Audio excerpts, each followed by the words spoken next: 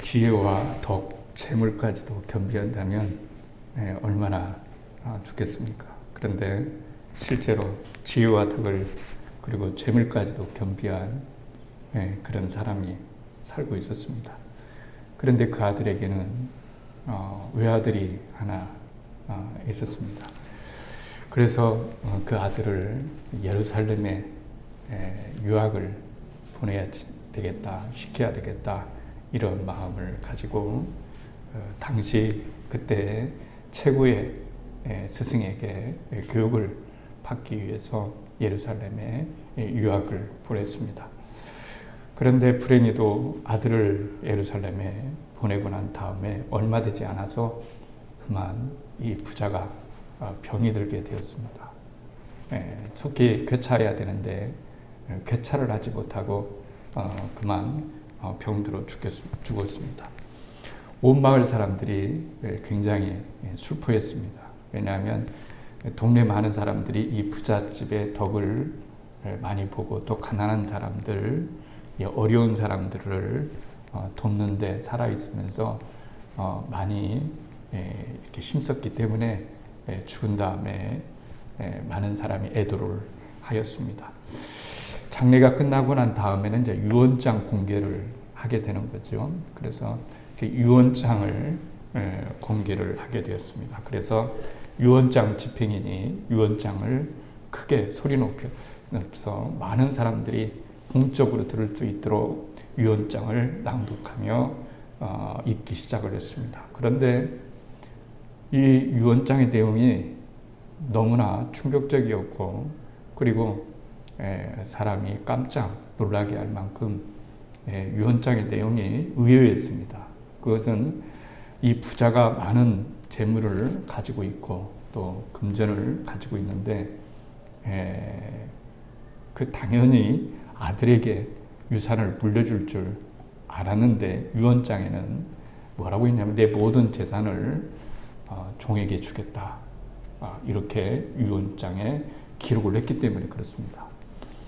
아니 세상에 그렇게 많은 재산을 다른 친척도 아니고 아들도 아니고 자기 종에게 준다는 유언장은 굉장히 큰 충격이었습니다. 대신 아들에게는 자기가 물려준 것 가운데 딱 하나만 선택할 수 있는 그런 선택권을 주었습니다. 이 아들이 급부를 받고 이제 장례식을 마치고 난 다음에 이제 다시 예루살렘에 돌아갔어요. 돌아가서 고민에 빠졌어요. 왜냐하면은 이제는 자기는 재산이 하나도 없는 그런 무일푼의 사람이기 때문에 공부한다는 것도 별로 의미를 못 느끼고 이제 절망에 빠지게 되었습니다. 그래서 이 고민을 스승한테 고민을 털어놓았습니다. 스승님, 아버지의 마음이 어디 있는지 저는 잘 모르겠습니다. 도대체 아버지가 무슨 뜻으로 종에게 재산을 다 넘겨주고 저한테는 남겨진 것 가운데 단 하나만을 선택할 수 있는 그런 유언을 하셨는지 저는 잘 모르겠습니다. 이렇게 했습니다.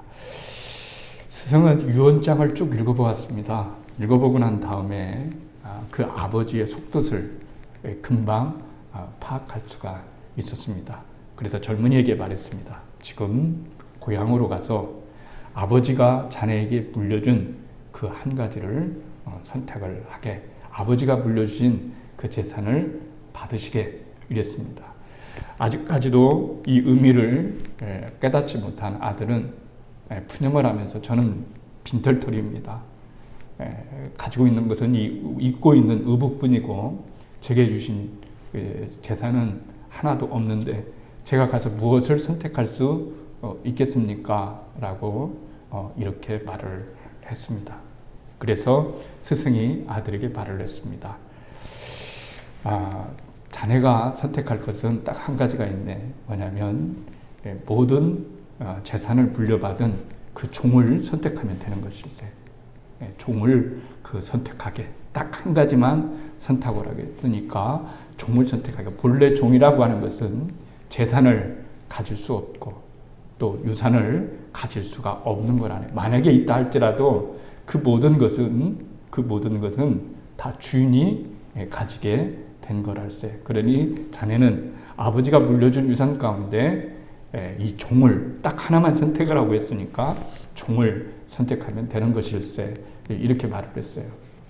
그러면서 스승이 아버지의 해안에 놀라움을 금치 못했어요. 왜냐하면은 종은 유산을 물려받고서 부자로 살아가고 있었어요. 그런데 만약에 미리부터 이 유산을 아버지에게 물려준다, 아들에게 물려준다, 아버지가 아들에게 물려준다라고 공공연하게 이렇게 얘기를 했다면 이 종은 그 집안에서 아들보다 오래 있었고 모든 내막을 송두리째 잘 알고 있기 때문에 어떤 재산이 어디에 있고 또 좋은 물건들이 어디 있는지를 잘 알고 있기 때문에 하나씩 빼돌려서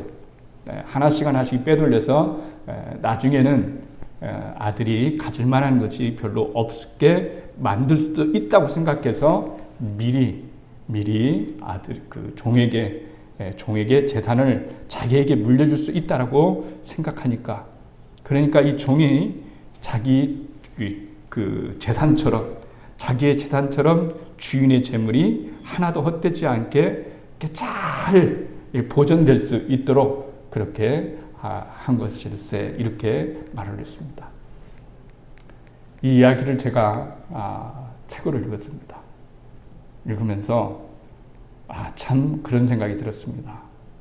우리가 인생을 살면서 정말 한 가지를 구하라면, 한 가지를 얻으라면, 그 한 가지를 선택하라면 여러분은 무엇을 선택하겠습니까? 인생에 목표가 있어야 됩니다. 그리고 의미가 있어야 됩니다. 인생을 살아가면서 정말 예수님이 모든 것의 주인이시다, 모든 것을 가지고 계신 분이시다. 그렇기 때문에 내 인생의 목표와 내 인생의 그 의미는 어디다 두냐면 오직 주님을 소유하는데, 하나님을 소유하는데 내 인생의 목표와 목적을 두고 있는지, 아니면 우리가 이 세상 가운데 여러 가지를 얻으려고 그렇게 발버둥 치다가 결국 인생 아무것도 아니지 않습니까? 한 주간에도 나라에 크고 작은 일들이 일어났습니다.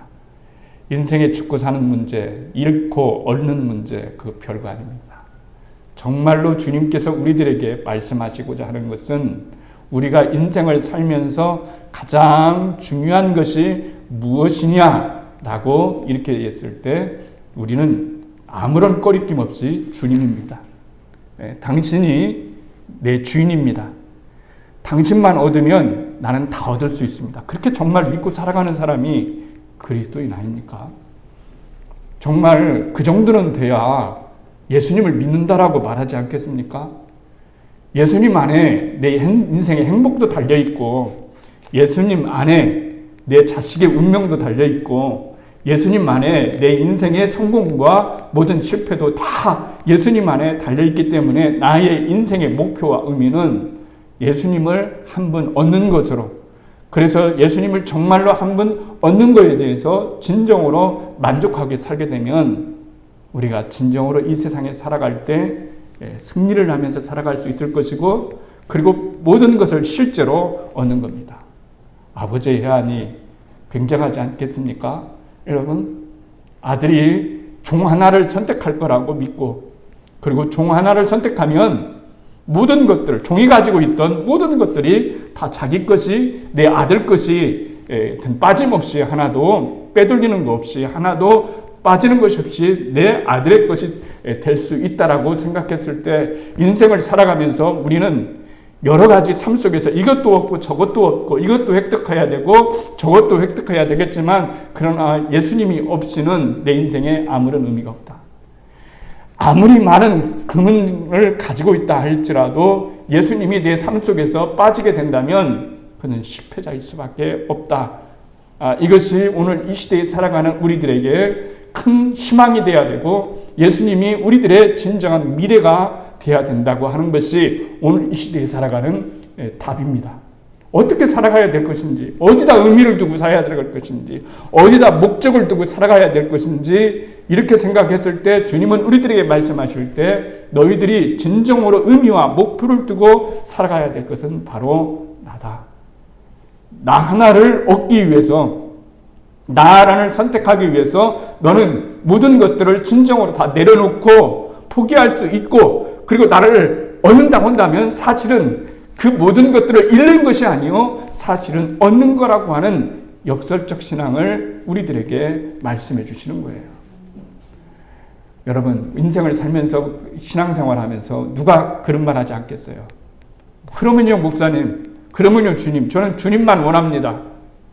주님을 원하거든요. 그렇게 살고 싶습니다. 이렇게 말하지만 실상 우리들의 삶과 한국교회 현실을 바라보면 너무나 많은 세속화가 이 한국교회에 침투해서 세상적인 기준과 성공이 교회 안에서의 기준과 성공이 돼야만 되어지는 그런 뼈아픈 그런 현실 속에 우리는 직면하면서 정말로 가슴 아파하는, 이 땅에 많은 사람들이 입으로 말로써 내가 주님을 사랑합니다 하고 찬양하고 기도하고 하지만 실상 그 안에는 예수님이 진짜로 퍼스트가 되지 아니하는, 예수님이 모든 것이 되지 않은 그 현실을 바라보면서 주님은 굉장히 심각할 거예요. 마음이 아프실 것입니다. 주전 605년에 예수님이 그러니까 오시기 전에 605년에 바벨론의 느부갓네살이라고 하는 유명한 왕이 있었습니다. 이 느부갓네살 왕이 예루살렘을 침공했어요. 그래서 거기서 많은 사람들을 잡아가게 되었어요. 그리고 성전 예루살렘에 있는 성전 기물들, 뭐 오늘날에야 뭐 강대상, 뭐 피아노, 마이크, 뭐 의자들, 뭐 이런 거 있지만 옛날에는 하나님께 예배 드릴 때 기구들이 다 있었지 않습니까? 어디 뭐 하나님의 성전에만 있는 거겠어요? 일반 신전에 가면은 예수를 믿지 않고 하나님을 믿지 않는 우상을 숨기는 사람도 다 신전 집기라는 것들이 있습니다. 신전 집기라는 것들이 있어요. 그래서 느부갓네살이 예루살렘에 침공해서 그 성전 집기를 다 가져갔어요. 다 가져갔습니다. 그리고 많은 사람을 노예로 끌려갔습니다. 그런데 그 노예로 끌려간 사람 중에 네 사람이 있었습니다. 오늘 본문에 나온 것처럼 다니엘과 사드락과 메삭과 아벳느고라고 하는 네 사람이 있었어요. 우리는 이 네 사람의 이야기를 통해서 하나님을 소유한다는 것이 무엇이구나, 하나님을 진짜 소유한다는 것이 무엇이구나, 또 예수님을 진짜 소유한다는 것이 무엇이구나 하는 것을 우리는 알게 하는 거예요. 성경은 언제나 우리들에게 지금도 역사하고 소용되어지는 그런 교훈들을 우리들에게 가르쳐주고 말씀하시는 것을 알 수가 있습니다. 성경 기물들을 그러면 가져다가 무엇을 쓰기는 걸까요? 자기들이 믿는, 자기들이 섬기는 그 신전에다가 그것을 놓아두는 거예요. 그러니까 옛날의 전쟁은 신들의 전쟁이었어요.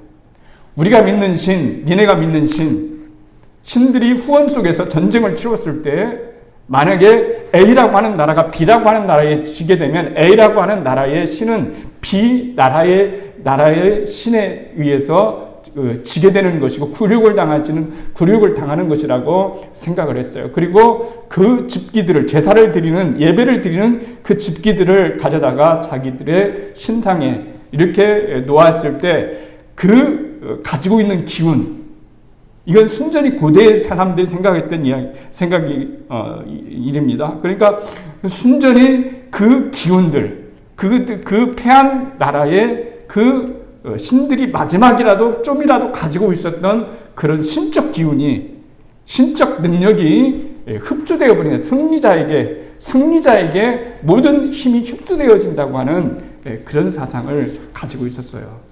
그렇기 때문에 느부갓네살이 바벨론의 느부갓네살이 예루살렘에 침공해서 예루살렘의 집기와 예루살렘의 사람들을 이렇게 데려다가 그 성전에다가 그 집기를 놓아둔 것은 바로 그런 거예요. 무슨 말이냐? 그때 시각으로서 이 성경을 다니엘을 읽으면 이런 다니엘을 보면 그런 거예요.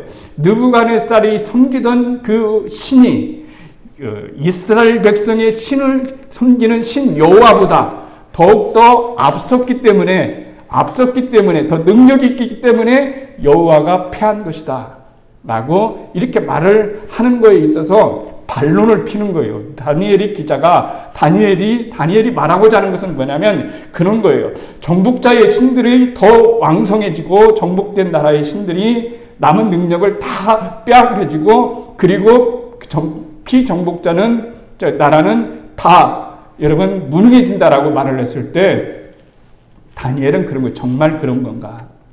아니다 라고 하는 거예요. 그럼 왜 아니냐 그러면은 하나님께서 이 전쟁에 지신 것이 아니라 이스라엘 백성들로 하여금 패하게 하시고 느부갓네살 왕에게 끌려가게 하신 것은 전적으로 하나님이 동의하셨기 때문에 그리고 하나님이 그렇게 하셨기 때문이다 라고 이렇게 말하는 거예요. 그러면 왜 하나님은 그렇게 하셨느냐라고 말을 했을 때 그 이스라엘 백성이 미워서 그런 것이 아니고 이스라엘 백성들이 진정으로 하나님을 하나님으로 여호와를 여호와로 섬기지 못하고 진정으로 하나님께 모든 것을 걸지 못하고 하나님의 한 분으로 만족한다고 하는 그런 신앙, 그런 절개 있는 그런 신앙을 갖지 못하고 이방신을 양쪽으로 겸하여 섬길 때에 하나님께서 그들에게 깨닫게 하시기 위해서 이방 민족에게 패하고 그 패함을 깨닫게 하시는 하나님의 놀라운 그런 은혜가 섭리가 거기 있다는 것을 다니엘은 말씀해 주시고 있는 거예요. 바벨론은 급격한 팽창을 했습니다. 아시는 것처럼 세계를 지배했으니까요. 세상을 지배하려면 힘이 필요합니다. 그런데 힘만 가지고는 되지 않죠. 지혜가 있어야 됩니다. 지식이 있어야 됩니다. 그래서 관리들을 뽑아야 됩니다. 인재들을 뽑아야 되는 거죠. 근데 많은 나라를 침범했습니다. 많은 나라를 빼앗았습니다. 그 나라를 어떻게 효율적으로 다스리냐라고 하는 것은 순전히 본국의 힘만으로는 되지 않고서 정복자의 나라에서 유능한 인재들을 뽑아다가 교육을 시키는 거였어요. 그래서 그 교육을 시키고 난 다음에 쉽게 말하면 바벨론화 하는 거죠.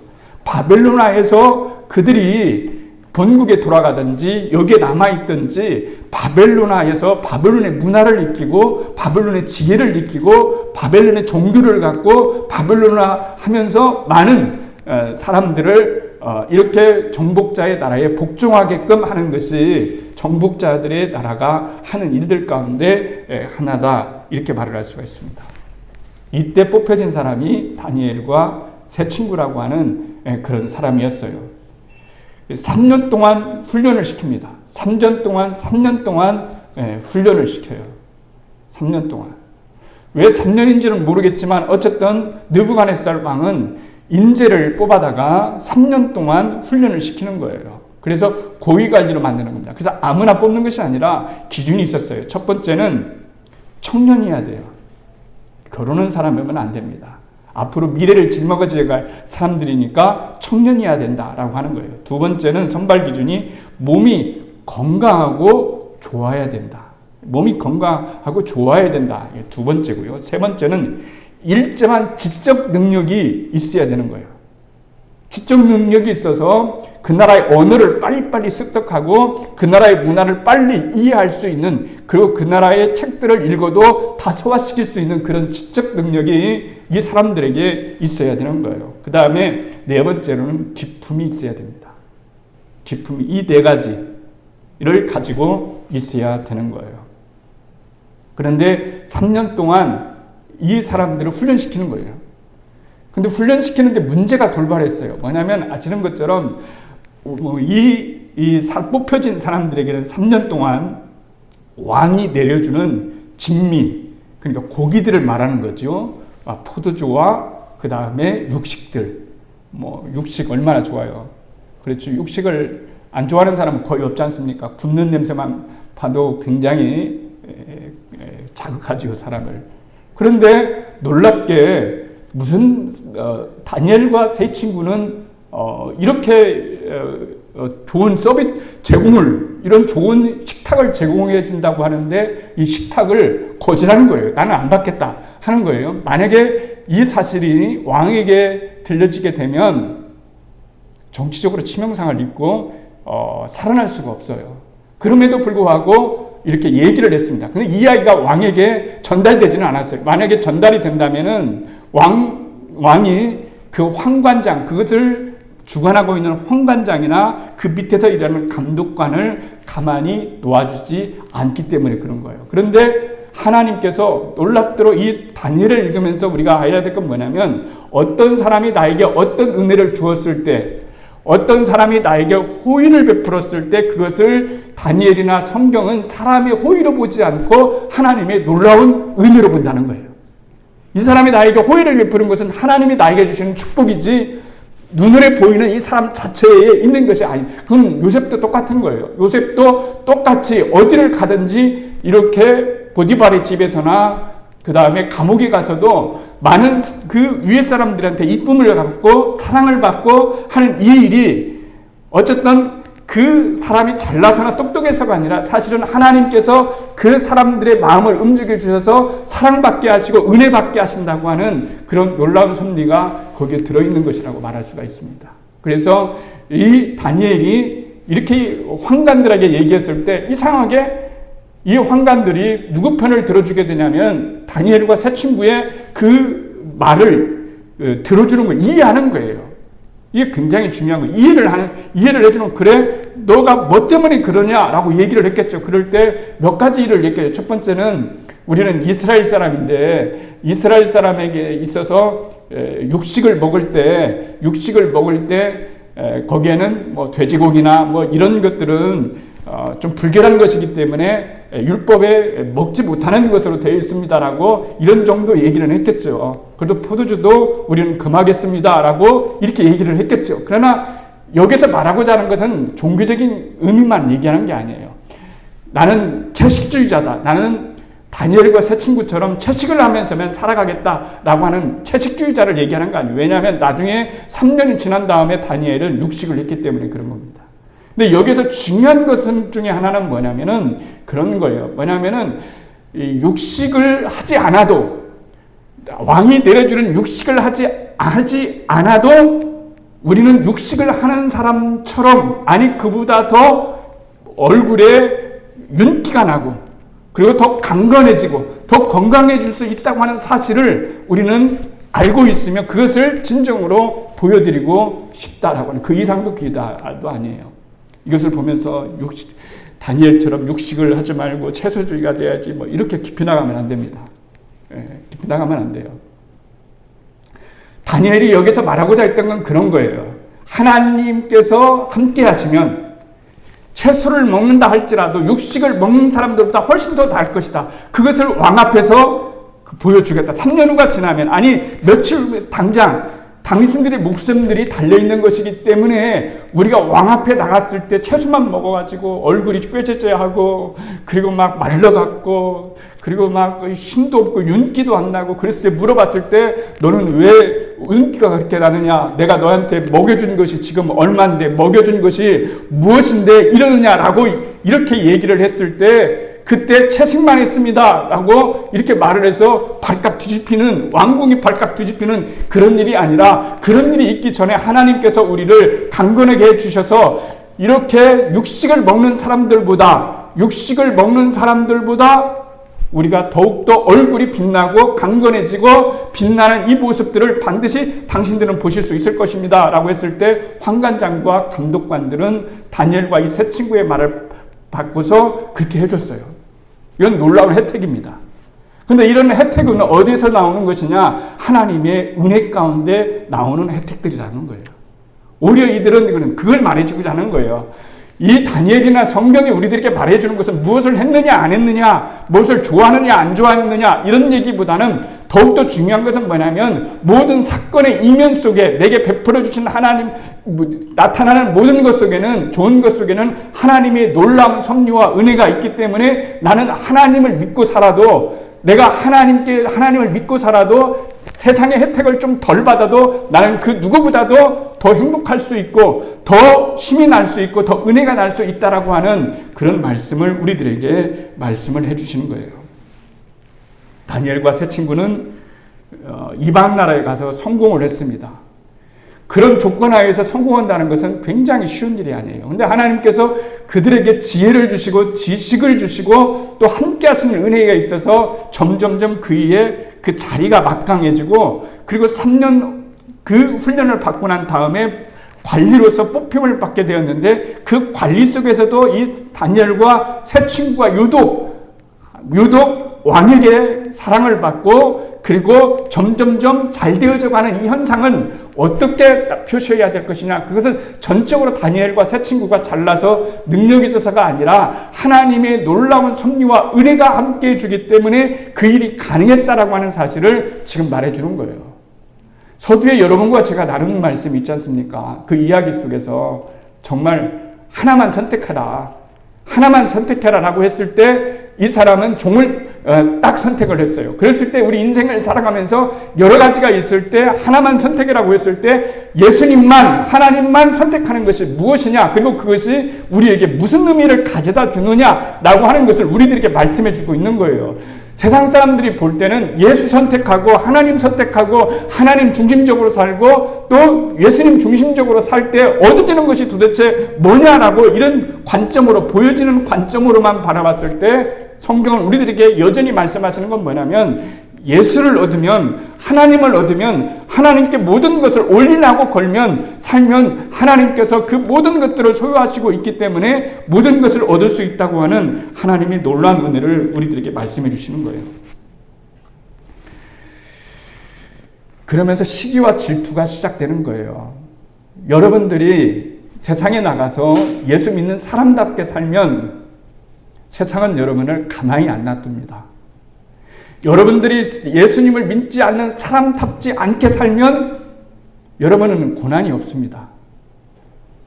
시기도 없습니다. 질투도 없습니다. 그러나 이들이 하나님만을 믿고 살아갈 때, 그들이 형통했을 때 견제구가 들어오기 시작합니다. 어떻게 하면 저들을 죽일 수 있을까? 어떻게 하면 저들을 파멸시킬까 하는 것이 시작되는 거죠. 그래서 느부갓네살 왕이 큰 신상을 만듭니다. 넓이가 2m 70, 높이가 27m. 그러니까 오늘 식으로 얘기하면은 아파트 9층이나 10층 정도 되는 그런 높이 신상을 만들어 놓고 절하라.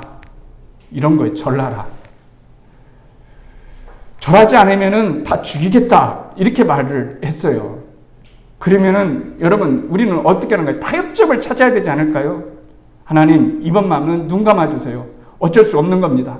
사실은 제 마음은 하나님을 믿는 거 아시죠?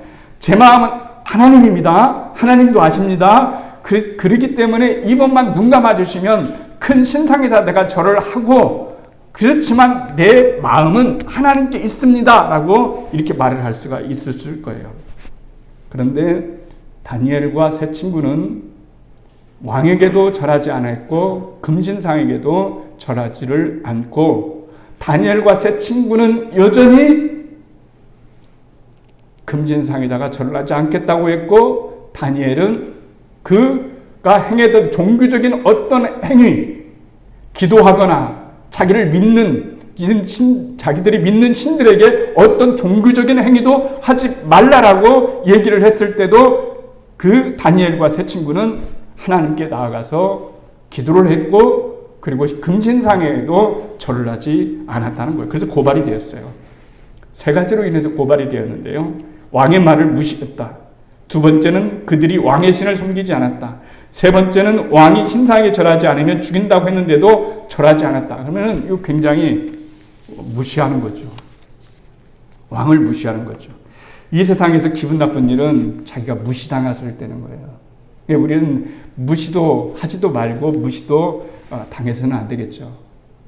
그런데 왕이 무시를 당했어요. 이건 굉장히 큰 자존심의 문제입니다. 그래서 끌고 와라 그랬어요. 그러면서 이 왕이 하나님 앞에서 교만한 얘기를 하는 거예요. 네 생명은 내 손에 달려 있는데, 내 손에서 너는 죽을 수 있는데 내 손에서 네 신이 건져낼 수 있겠느냐? 지금 당장 죽일 수 있는데 네 신이 나한테 살릴 수가 있겠느냐라고 하는 말을 누가 들었냐면 하나님이 들으셨다는 거죠. 사람이 들은 것도 있지만 하나님께서도 들었다는 것이죠. 그때 이 느부갓네살 질문에 시브리 청년들의 대답이 하나님의 귀 속에 들어가는 거죠. 뭡니까? 여호와께서 우리를 충분히 구하실 수 있다. 우리는 전능성을 믿는다는 거예요. 이게 굉장히 중요합니다. 다니엘이 기록됐던 이 당시에 아까 제가 종교적 관점을 얘기했습니다. 왜 하나님을 믿는 이스라엘 백성들이 패했느냐? 그것은 그 사람들이 설명을 할 때는 바벨론의 신보다 여호와의 신이 무능하기 때문에 패할 수밖에 없다는 것이 세상의 해석이에요. 그러나 다니엘은 그렇게 해석하지 않았어요. 어떻게 해석해? 우리가 패한 것이 아니라 하나님이 패하게 하셨다. 우리를 깨닫게 하시기 위해서 패하게 하셨다. 우리로 하여금 깨닫게 하고 하나님을 더욱더 섬기고 승리자가 되게끔 하기 위해서 잠시 패하게 했을 뿐이다라고 하는 이 말을 고백하게 여러분 하는 것이죠. 그래서 하나님은 살아계시는 하나님이시고 우리를 반드시 구해 주실 것입니다. 그런데 만약에 혹시나 하나님이 우리를 살려주시지 않는다면 어떻게 하겠어요? 그러면 어떻게 할래요? 이게 우리 시대에 살아가는 질문이 돼야 되는 거예요. 내가 열심히 기도하고 있어요. 내가 열심히 욕심을 가지고 이것도 해주셔야 돼요. 저것도 해주셔야 돼요. 막 하나님 앞에 잔뜩 요구사항을 가지고 왔는데 하나님이 안 해주실 때는 어떻게 하려고 하는 거예요? 그렇죠? 하나님이 안 해주시면요. 신앙은 그런 게 아니에요. 제발 우리가 알아야 될 건 뭐냐면 하나님과 거래하는 것이 아니에요. 여러분 사랑하는 사람들끼리 거래하는 거 봤습니까? 거래는 사랑하는 사람들이 하는 게 아니에요. 비인격적인 관계에서 하는 거예요. 거래는. 서로 인격적인 관계에서는 뭐냐면 신뢰이지 거래가 아닙니다. 하나님이 이들은 하나님 앞에 나가서 하나님 우리가 살아온 것을 보세요. 우리가 이렇게 정말로 하나님 어렸을 때부터 여호와의 신앙을 붙잡혀가지고 우리는 그렇게 살았으니 이 정도 되면은 하나님 우리를 살려주셔야 되지 않겠습니까? 그날 밤 돌아가가지고 철야기도 듣지 않았고 그는 금식하면서 살려달라고 하지도 않았어요. 그냥 평상시처럼 다름없었어요. 아무런 영향을 주지를 못해요. 왕의 협박이 그들에게 어떤 큰 영향을 주지를 못합니다. 하나님 그냥 있는 그대로 고백이에요. 하나님은 우리를 살리시겠고 그리고 하나님이 설령 살리시지 않는다 할지라도 하나님은 그냥 우리 하나님이신 거예요. 하나님은 나의 하나님이신 거예요. 이것이 주님을 소유하는 거예요. 이런 마음 없이 어떻게 주님을 소유할 수 있겠습니까, 여러분? 주님을 소유한다는 것, 하나님을 소유한다는 것, 그래서 모든 것을 가질 수 있다고 하는 것은 우리가 내려놓은 동시에 비로소 하나님의 은혜를 입는 거예요. 그렇지 않습니까? 있는 거예요. 성경을 읽을 때 굉장히 좀 주제되는 성경이 있어요. 그렇죠? 좋아하는 성경책이 있지 않습니까? 66권에서. 근데 사람들이 좀 싫어하는 거 뭐냐면 욥기예요. 욥기를 싫어하지는 않지만 뭔가 부담스러워해요. 왜 부담스러워하는 걸까요? 혹시나 내가 그 성경 읽었다가 욥처럼 저렇게 하나님 나에게 고난 주시면 또 어떻게 하나 하는 그런 미신적 생각에 사로잡혀 있는 것은 굉장히 이건 안 좋은 겁니다. 우리도 모르게 그럴 수도 있어요. 욥처럼 혹시 그렇게 되나. 그런데 욥기에서는 이 세상에서 하나님이 가장 칭찬했던 그 칭찬받는 사람에 대한 이야기가 욥기에서 나와요. 사탄에게 하나님이 자랑을 했는데요. 사람에게 자랑한 것이 아니고 사탄을 불러서 사탄에게까지 자랑하는 성경책은 욥기밖에 없습니다. 욥기가 그런 겁니다. 욥기 사탄이 왔을 때 하나님이 자랑스러워서 그랬어요. 사탄아, 네가 보았느냐? 내 욥을 보았느냐? 그가 얼마나 의인인 줄 아느냐? 그는 의롭게 살고 나를 공경하고 나를 사랑하는 것이 이건 대단한 거야. 여러분, 하나님께서 이렇게 자랑하실 만한 교회, 자랑하실 만한 성도가 있다면 그건 진짜 소망적인 거예요. 그게 1차적인 목표가 되는 거죠. 근데 하나님이 욥을 그렇게 칭찬하는 거예요. 근데 여기에서 사탄이 딱 걸고 넘어지는 게 있어요. 뭘 걸고 넘어집니까? 하나님 생각이 그러시지만 사실은 아닐걸요? 이렇게 부정하는 거예요. 뭘 안 할까요? 하나님 생각해 보세요. 하나님이 복 주시고, 하나님이 잘 되게 하시고, 하나님이 건강 주시고, 자녀들 정말 쑥쑥 자라게 하시고, 형통하게 하시고, 이런 데서 하나님 안 믿을 사람이 어디 있겠어요? 누구라도 그건 다 있을 수 있어요. 그런 거예요. 욥이 그렇게 말했을 때 하나님이 아닐걸? 그래도 욥은 조건적으로 나를 사랑하는 것이 아닐걸? 그냥 조건 없이 나를 사랑하는 것인데 이렇게 말한 거예요. 그래서 시험을 주라고 한 거예요. 생명은 건드리지 말고 그 모든 것들을 시험해 보라 하는 거죠. 욥이 바라는 것이 없다는 거죠. 다니엘과 세 친구도 하나님께 바라는 것이 없어요. 여기서 바라는 것이 없다는 것은 하나님께 소망을 안 둔다는 얘기가 아니에요. 그것은 하나님께서 나에게 어떤 것을 주신다 할지라도, 어떤 것을 경험하게 하신다 할지라도, 어떤 것을 느끼게 하신다 할지라도 내 신앙은 흔들림이 없는 거예요. 내 신앙은 흔들림이 없다라고 지금 말씀해 주는 거예요. 그것이 하나님을 소유하는 것이고 예수님을 소유하는 것이다라고 이렇게 우리들에게 말씀해 주시고 있는 것입니다. 하나님께서 모든 것을 알고 계시다고 하신 분이라면 다니엘과 세 친구들이 한 말을 듣지 않았겠어요? 그러면 얼마나 기뻐하셨을까요? 이 젊은이들이, 이런 젊은이들이 나 하나를 믿겠다고, 하나님을 믿는다라고 하면서 자기의 목숨이 위태롭고 출세가 위태로운 이 길에서도 하나님을 선택했을 때 하나님은 얼마나 기특하게 생각하셨겠느냐라고 하는 거예요. 오늘 시대에 살아가는 것도 마찬가지입니다. 정말 나에게 필요한 것이 주님 한 분만이신가? 주님 한 분만으로 나는 모든 것을 가질 수 있다고 믿는가? 하나님 한 분만으로 내가 가지고 한번 믿는다면 하나님 한 분만으로 모든 것들을 내가 얻고 가질 수 있다고, 하나님께 모든 것이 들어있다라고, 예수님께 모든 것이 들어있다라고 진정으로 믿는 것, 이것이 주님 하나를, 주님 한 분을, 예수님 한 분을 소유한다는 의미이고 그런 말씀이라고 말할 수가 있습니다. 하나님은 오늘도 자기 하나로 만족하는 자를 찾으십니다. 하나님 안에 모든 것이 들어있다라고 믿는 자를 찾으십니다. 우리는 그 시험 앞에 있는 겁니다. 시험이 없는 게 아닙니다. 지금 우리는 시험 속에 살아가고 있습니다. 하나님 한 분만으로 만족할 수 있느냐? 그렇습니다, 주님. 예수님 한 분만으로 만족할 수 있느냐? 그렇습니다, 주님. 내가 예수님을 믿고 예수님이 나를 사랑하시는 나는 모든 것을 다 얻었다고 말할 수가 있습니다. 그러니까 예수님께 모든 것이 다 있다라고 이렇게 현명한 믿음을, 판단을 가지고 살아가는 자를 하나님은 오늘도 찾습니다. 우리 교회가 그런 교회가 되기를 원합니다. 예수님께 모든 것이 다 들어있다라고 믿는 그런 교회.